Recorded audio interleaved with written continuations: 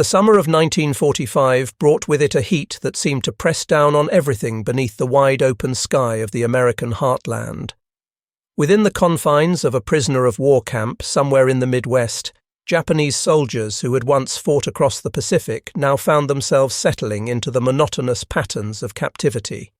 Days bled into one another with a predictable sameness that became almost comforting in its reliability.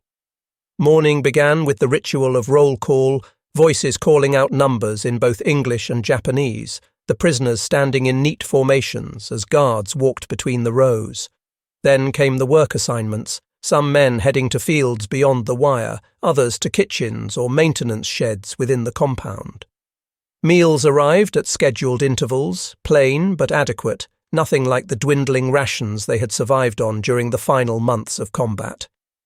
When darkness fell, lights were extinguished and the barracks settled into an uneasy quiet, filled with the sounds of men trying to find sleep on narrow bunks, their dreams taking them to places far from this strange land where they now found themselves imprisoned. Yet on one particular morning in June, something different began to stir through the camp. Whispers moved like wind through grass, passing from one prisoner to another, carrying news that seemed too peculiar to be true. Apparently, the camp administration had selected a group of men for some kind of special excursion. The details remained vague and contradictory, but what everyone seemed to agree on was that these chosen prisoners would be leaving the camp grounds, venturing beyond the barbed wire that had defined the limits of their world for so many months. The very idea struck most men as absurd. Prisoners simply did not go on outings. They were transferred between camps, yes, or taken to work sites under heavy guard, but the notion of some kind of organised trip felt like the setup to a cruel joke, or perhaps a misunderstanding that would be clarified soon enough. But as the day progressed, the guards themselves began to confirm the rumours. There would indeed be a trip. A bus was scheduled to arrive the following morning. Those selected would be permitted to change into their cleanest uniforms. They would receive identification cards to carry. Most puzzling of all, the guards mentioned that there would be crowds waiting wherever they were going. Crowds of what exactly no one seemed willing or able to explain. The prisoners gathered in small clusters during their recreation time, trying to make sense of this information. Some speculated that they were being taken to some kind of forced labour site, where civilian onlookers would witness their humiliation as a form of propaganda. Others wondered if this might be part of an interrogation process, using the unfamiliar and unexpected to throw them off balance before questioning. A few optimistic souls dared to hope they might catch glimpses of actual American towns and neighbourhoods, the kind of ordinary civilian life they had only seen through train windows during their initial transport to the camp, images that had flickered past too quickly to fully comprehend. That evening, as the sun began its descent toward the horizon, the barracks housing the selected men took on an atmosphere of nervous anticipation. Conversations continued long past the usual hour when men retired to their bunks. Some prisoners sat polishing their boots until the leather gleamed, though they could not have explained why it suddenly seemed important to look presentable. Others carefully folded and refolded their shirts, checking for any spots or tears that might need attention. The younger men seemed caught between excitement and dread, their imaginations filling in the blanks left by the sparse information they had received. The older prisoners, many of whom had served as officers before their capture, reminded their comrades of the warnings they had all received during their military training. Americans were supposed to be barbaric in their treatment of prisoners. Capture was meant to bring shame and suffering. Yet everything about their experience in the camp so far had contradicted those dire predictions. The food was plain but regular. The guards were firm but not cruel. Medical care was provided when needed. Still, the prospect of being displayed before American civilians felt like a step into unknown territory, a test of something they could not quite name. As darkness fully settled over the camp, the chosen men sat or lay on their bunks, each lost in his own thoughts. Some attempted to write letters to families back home, carefully choosing words that might pass the censors, hoping that somehow these messages would be allowed to continue on their journey. Others simply stared upward at the ceiling boards, watching shadows shift and dance in the dim light of the barracks, their minds racing through possibilities both hopeful and frightening. Outside, beyond the windows, American guards moved with quiet efficiency, loading papers and clipboards into waiting jeeps, making preparations for the morning's unusual mission. This was no trick or deception. Somewhere in the administrative offices, careful plans had been laid. 20 miles distant, at a county fairground, space had been reserved and arrangements made. What awaited the prisoners was not cruelty or humiliation, but something perhaps more unsettling in its own way, an encounter with ordinary American life in all its bewildering abundance and casual confidence. When morning finally arrived, it brought with it clear skies and the promise of another hot day. The selected prisoners rose with the rest of the camp, but were immediately separated and told to prepare themselves. They washed carefully, shaved with the razors they were permitted to keep, and dressed in the cleanest uniforms they possessed, though each shirt and pair of trousers still bore the large letters PW stenciled across the fabric in dark paint. As they formed up near the camp gate, a military bus rumbled into view, its khaki paint dulled by road dust, its engine producing a steady mechanical growl that seemed unnaturally loud in the morning quiet. The prisoners climbed aboard one by one, each finding a seat along the windows, their movements cautious as though entering sacred space. Around each man's neck hung a simple identification tag on a string, along with a small paper pass that had been stamped with the camp's official number and seal. 2 American guards followed the last prisoner onto the bus, settling into seats near the front. Their rifles were present, slung over their shoulders in the standard military fashion, but the weapons pointed at no one, and the guards' posture suggested routine duty rather than high alert. Both men wore sunglasses that hid their eyes, making their expressions difficult to read. The bus lurched into motion, and suddenly the prisoners found themselves rolling through the camp gates that swung open to permit their passage. For the first time in what felt like years, though it had been only months, they were moving freely through the world, no fences closing them in, no watchtowers tracking their movements from above. The sensation was both exhilarating and unsettling, like being released from a cage only to discover you had forgotten how to fly. The Midwestern landscape unfolded around them in shades of green and gold. Fields stretched toward distant horizons, broken occasionally by white farmhouses that seemed impossibly clean and well-maintained.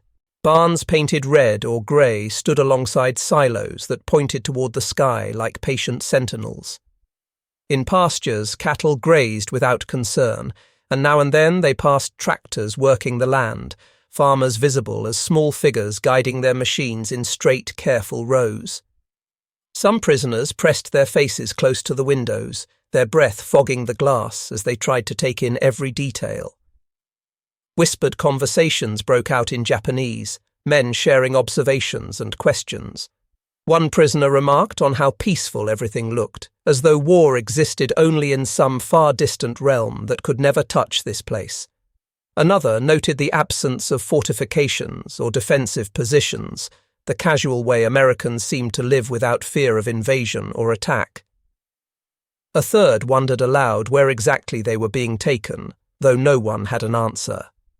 The guards remained mostly silent, occasionally checking their papers or consulting watches, their demeanour suggesting this was merely another assignment to be completed. At one point, one of the guards unwrapped a stick of chewing gum and, after a moment's consideration, offered it to the prisoner sitting nearest to him. The Japanese man hesitated, uncertain whether this was a test or trick of some kind, but finally accepted the small gift with a brief nod of thanks. The guard smiled slightly and turned back to watching the road ahead. Such small gestures continued to erode the expectations the prisoners had carried with them. They had been taught that Americans were crude and violent, that surrender meant entering a hell of abuse and degradation.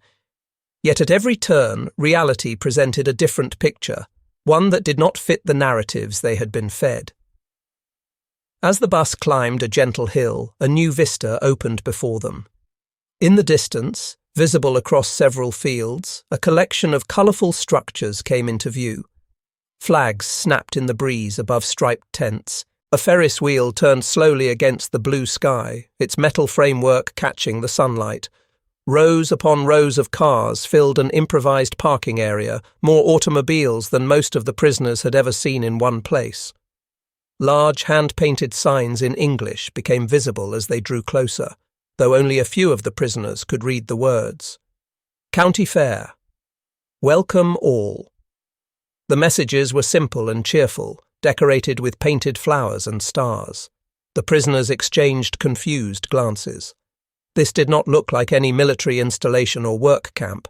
It looked like some kind of festival or celebration, the sort of public gathering that would have been impossible in Japan during the war years when every resource was dedicated to the military effort. The reality of their destination began to settle over the men like a heavy blanket. They were being taken to a fair, an event apparently dedicated to entertainment and leisure. Shock rippled through the bus, manifesting in widened eyes and dropped jaws. These soldiers had been conditioned to expect hatred from the American public. They had been told stories of prisoners being spat upon, struck, humiliated before jeering crowds. Now they faced the prospect of walking into what appeared to be a wholesome community celebration, and none of them knew what to make of it. A corporal sitting near the rear window asked no one in particular whether they would be placed in chains once they arrived, displayed as trophies for the civilians to mock. Another prisoner muttered that this must be some kind of psychological test, an attempt to confuse them before interrogation. But even as these theories circulated, the evidence before their eyes suggested something entirely different and far more difficult to comprehend. The bus began to slow as it approached the fairgrounds, the driver navigating carefully around parked vehicles and groups of pedestrians making their way toward the entrance gates. Beyond the fences, the prisoners could see a world that seemed lifted from another reality entirely. The air itself seemed to shimmer with waves of heat rising from food stands and grills. The smells reached them even through the closed windows of the bus, rich aromas of frying oil and roasting meat and sweet confections, scents that made their mouths water despite their confusion and apprehension.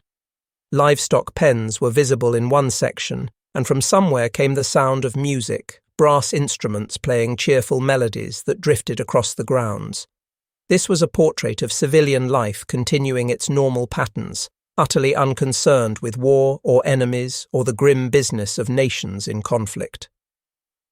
The prisoners stared at this scene as though looking through a window into an alien world, trying to reconcile what they saw with everything they thought they knew about America and war and their own place in history.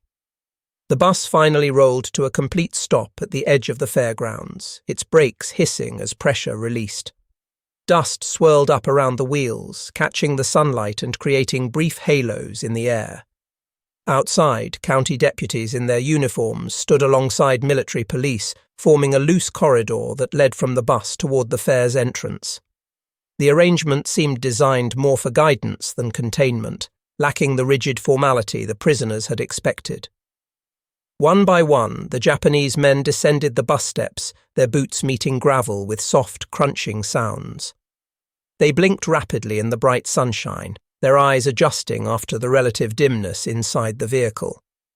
The assault on their senses began immediately. The smell of popcorn mingled with grilled meat, and something sweet they could not identify hit them like a physical force. In the distance, children's voices rose in squeals of delight as carnival rides spun and dipped. Vendors called out their wares in voices practiced at cutting through crowd noise. The whole scene pulsed with an energy that was simultaneously foreign and strangely familiar, reminiscent of festivals back home, but different in ways both obvious and subtle.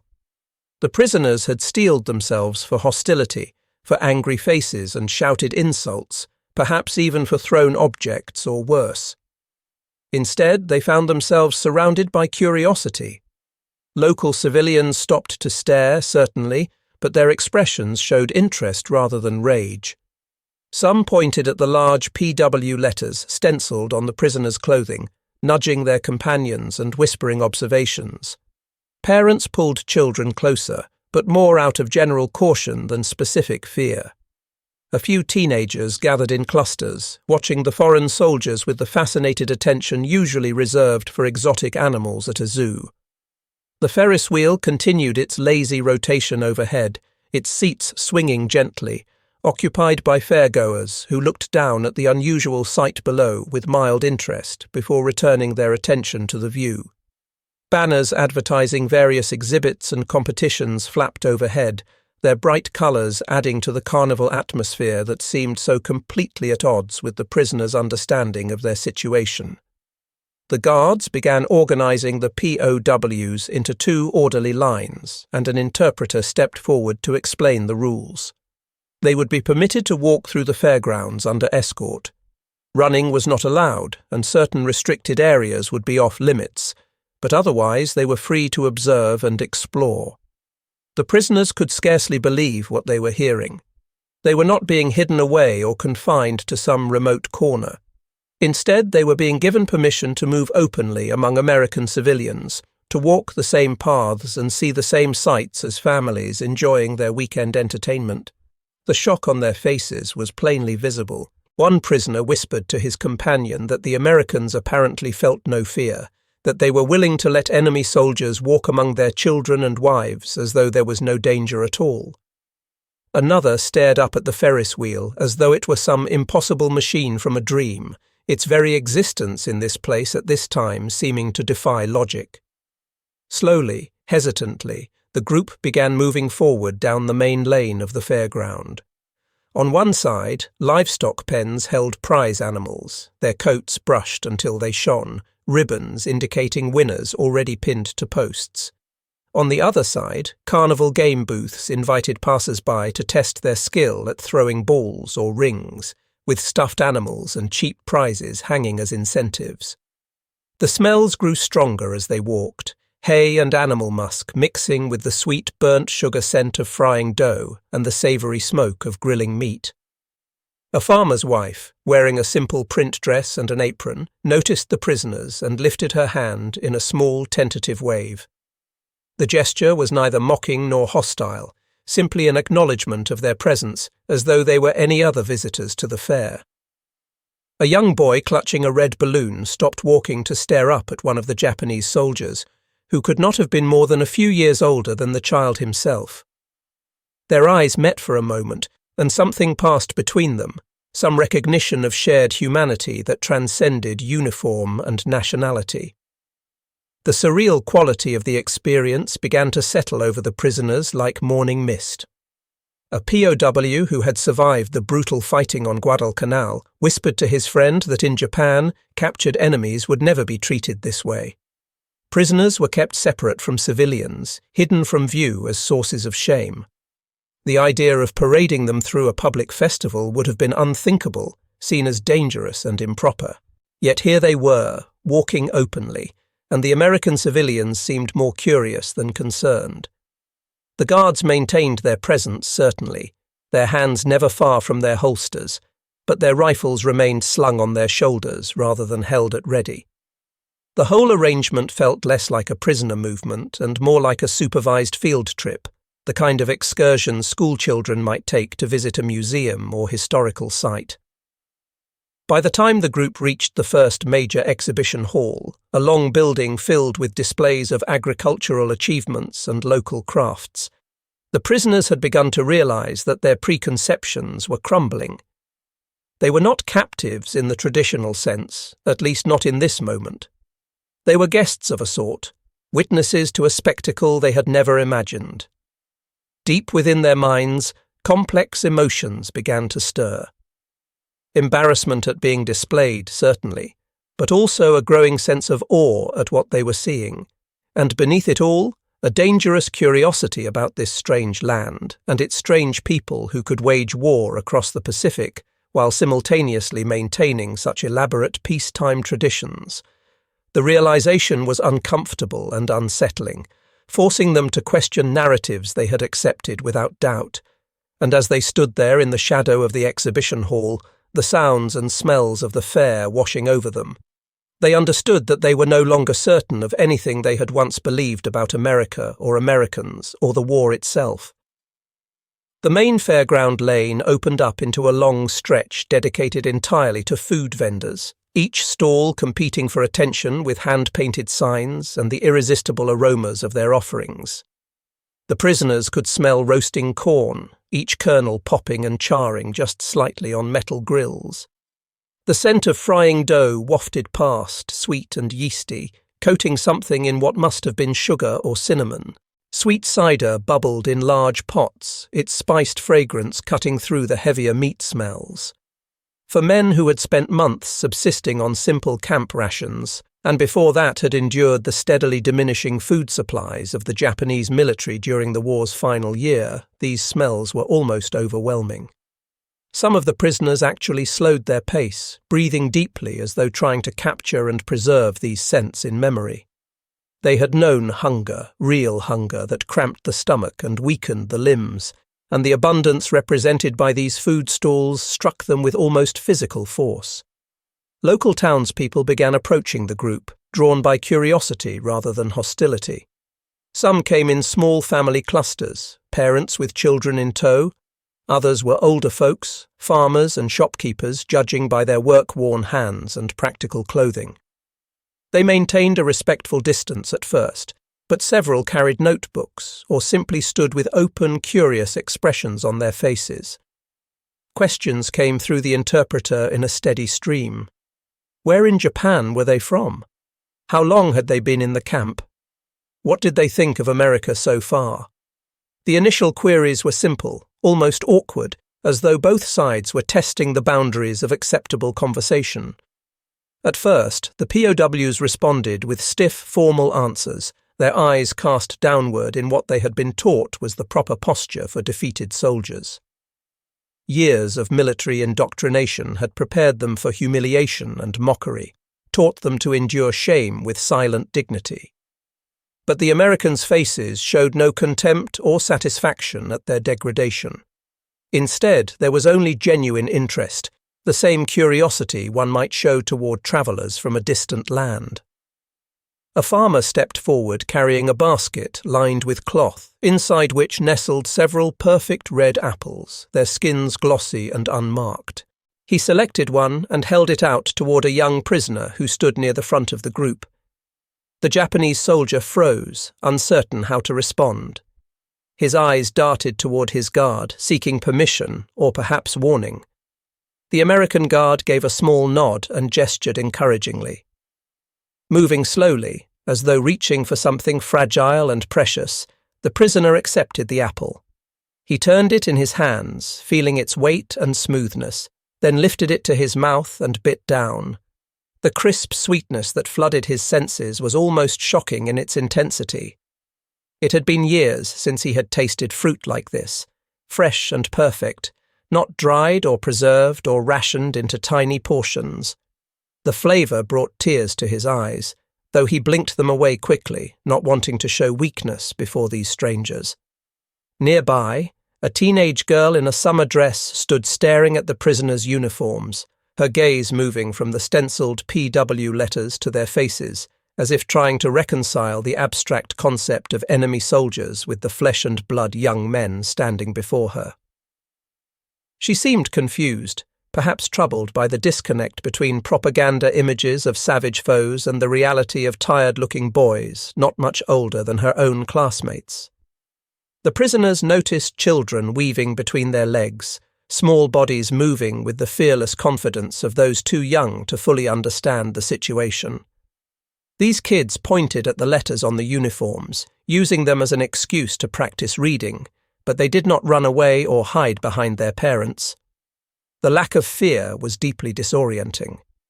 Everything the prisoners had been told suggested that American civilians would be terrified of Japanese soldiers, would see them as monsters to be avoided and hated. Yet here were children treating them as objects of mild interest, no more threatening than the prize hogs in the livestock pens. One prisoner spoke quietly to his companion in Japanese, saying that the Americans did not seem to fear them at all. His friend responded even more softly, noting that perhaps the civilians saw them as men first and enemies second, a perspective that felt revolutionary given their training and experience. The interpreter, catching fragments of their conversation, began relaying invitations from the fair organizers. The prisoners were welcome to observe the livestock show if they wished. They could stand near the bleachers to watch various competitions. The guards considered these requests briefly, then agreed with the caveat that the lines must stay intact and organized. Security could not be completely abandoned, but there seemed to be room for flexibility and accommodation. At the livestock pen, the prisoners gathered along the wooden fence, peering at animals that seemed impossibly large and healthy. A prize hog wallowed in its pen, its massive bulk testimony to months of careful feeding and care. One POW reached out tentatively to touch its flank, laughing in surprised delight at the warmth and solidity of the creature. Others marveled at dairy cows that stood taller than any livestock they had encountered in Japan, where space and resources had always been limited. These animals represented a kind of agricultural plenty that seemed almost mythical, evidence of land so rich and abundant that such massive creatures could be raised for ribbons and bragging rights rather than desperate necessity. The civilians continued to engage with them, asking questions that grew more personal and complex. What was Japan like before the war? Did they have families waiting for them? Had they seen much combat? The POWs found themselves responding with increasing openness, discovering that they could still remember English phrases learned long ago in school or picked up from films and books before the war. Their answers came haltingly, grammar fractured and pronunciation uncertain, but communication happened nonetheless. A woman in a floral print dress pressed a small paper cup of lemonade into one prisoner's hand, the gesture so casual and kind that he found himself bowing deeply in response, an instinctive gesture of gratitude from his upbringing. She laughed softly at the formality, but her laughter held warmth rather than mockery, as though delighted by the cultural difference rather than offended by it. By this point in their journey through the fairgrounds, the initial stiffness and tension that had gripped the prisoners during their descent from the bus had begun to melt away like spring snow. They were still under guard, still marked as prisoners of war, still aware of their status and situation. But the atmosphere of suspicion and fear had thinned considerably, replaced by something more complex and harder to define. For the first time since climbing aboard the bus that morning, some of the men found themselves smiling, small expressions that started as nervous tics but grew more genuine as they continued. They were uncertain whether smiling was allowed or appropriate, but they discovered they could not entirely suppress the impulse. Something about the warmth of the day, the abundance of the fare, and the surprising kindness of the civilians had broken through their defences in ways that force never could have. The sun climbed higher in the sky, approaching its midday zenith and bathing the fairgrounds in bright, almost harsh light that made colours seem more vivid and edges sharper. The heat intensified, that particular thick warmth of Midwestern summer that seems to rise from the earth itself as much as descend from above. The POWs had by now walked nearly the entire length of the fair's main thoroughfare, their eyes constantly darting from one sight to another, trying to absorb every detail of this strange experience. Their guards led them toward what appeared to be the heart of the fair, where the density of attractions increased and the crowds grew thicker. Games of chance and skill lined both sides of the path, barkers calling out encouragement to passers-by. Contest stages featured various competitions in progress. And dominating everything, the Ferris wheel loomed overhead, its metal structure reaching toward the sky with an audacity that seemed to embody something essential about American confidence and engineering ambition. Some of the prisoners tilted their heads back to watch the great wheel's rotation, mouths slightly open in wonder. Similar rides existed in Tokyo and other major Japanese cities, certainly, appearing at festivals and holiday celebrations. But to encounter such a structure here, in what appeared to be a small agricultural town in the middle of nowhere, felt like stepping into a fairy tale.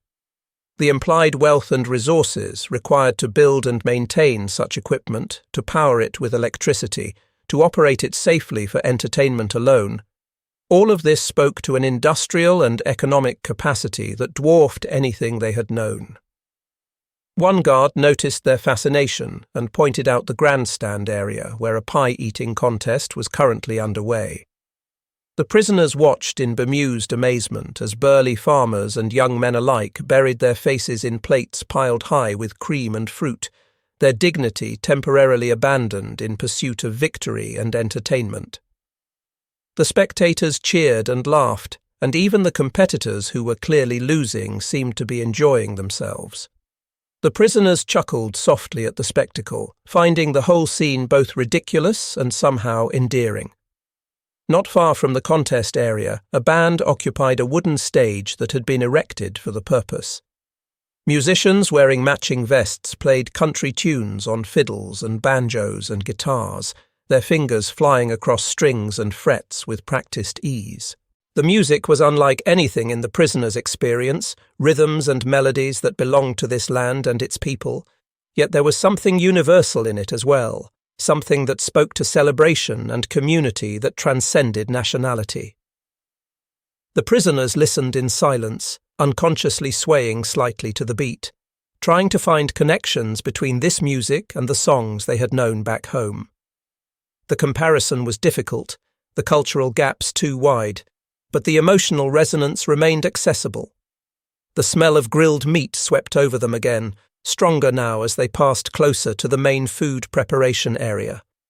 Vendors turned steaks on heavy iron griddles, the meat sizzling and popping as fat dripped onto flames that licked upward hungrily. The sight and smell represented a kind of casual abundance that struck the prisoners with renewed force. Meat in such quantities, cooked in such a manner, available to ordinary citizens at a country fair rather than reserved for officers and special occasions.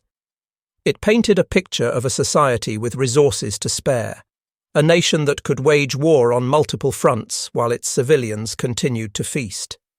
One prisoner tried to calculate how many meals his family could have made from the meat he saw being cooked in just 1 hour at this fair, and gave up when the numbers became too depressing to contemplate. A young boy approached holding a balloon on a string, the rubber sphere bouncing gently in the breeze.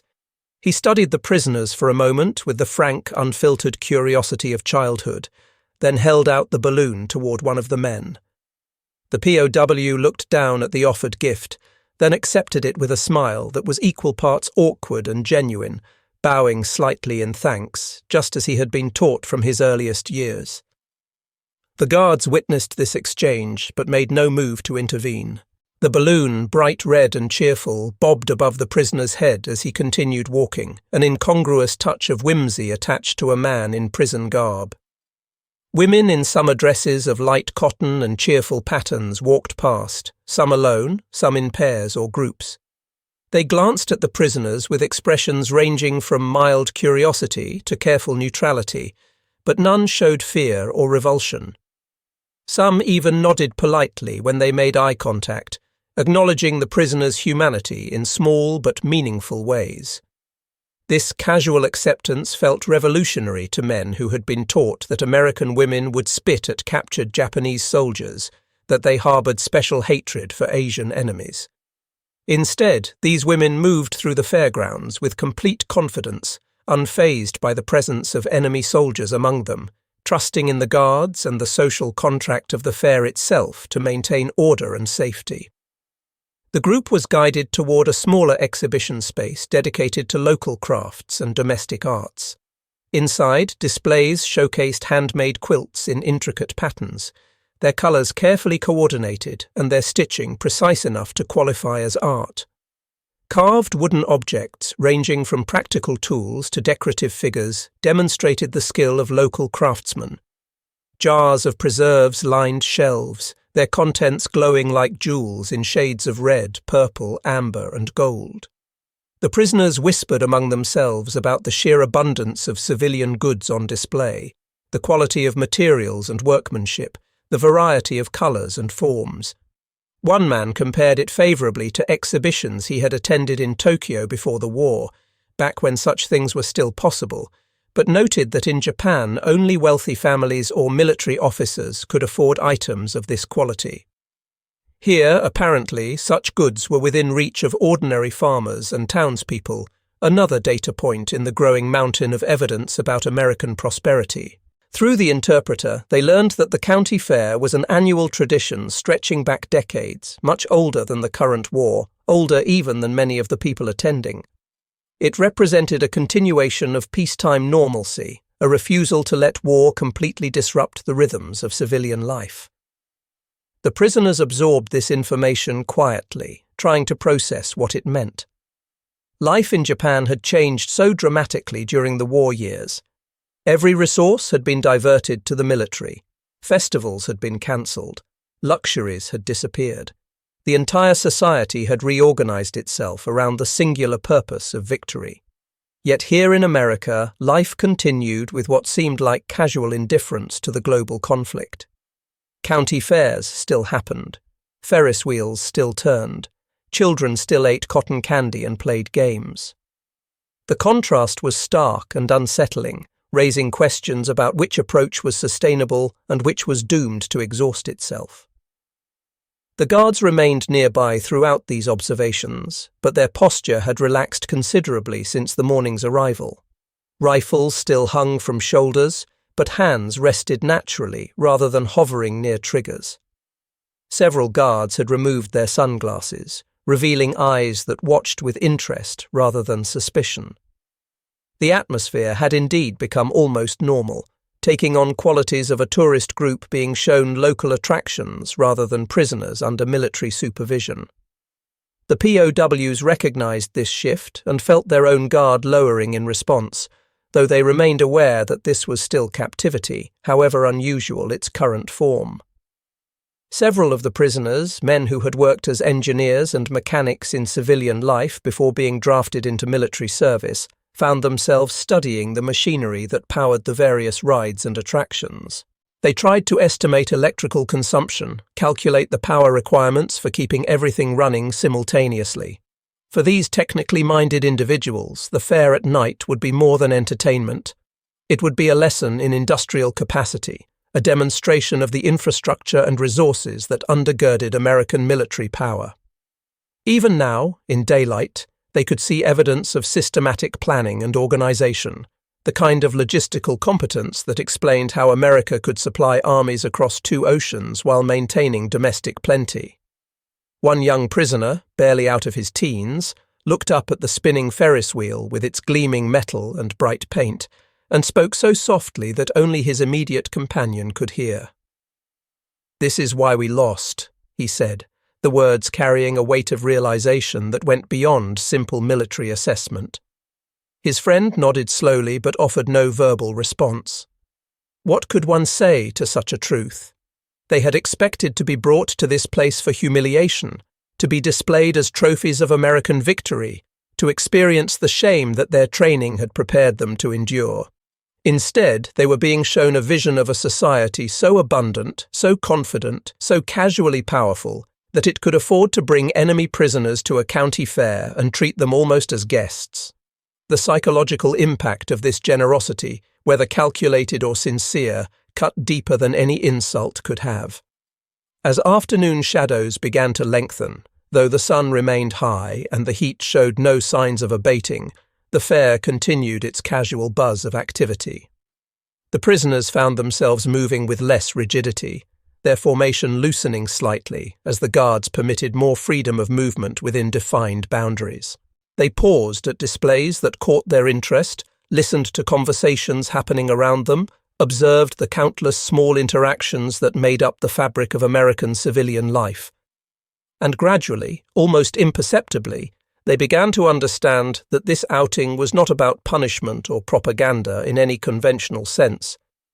It was an object lesson in a different kind of power, the power of normalcy and plenty, the strength of a society that could sustain both war and peace simultaneously without one destroying the other.